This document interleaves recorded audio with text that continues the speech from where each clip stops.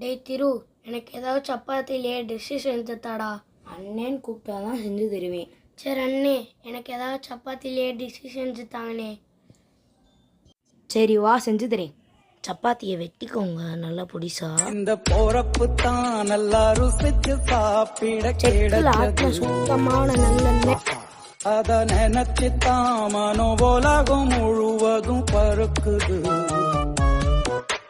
சுட சுட அந்த மதுர மல்லிப்பூ இட்லியே மீன் குழம்புல கொடி சாப்பிட எச்சிலு மசாலா. இந்த போறப்பு தான். காரம் அதிகமாக போட்டிங்கன்னா இது சாஸ் ஊற்றிக்கோங்க, அப்போதான் காரம் தெரியாது. இந்தாடா சப்பாத்தி நூடுல்ஸ், சாப்பிட்டுட்டு நல்லா இருக்கான்னு சொல்கிறா. நல்லா இருக்கு கைஸ். அடுத்து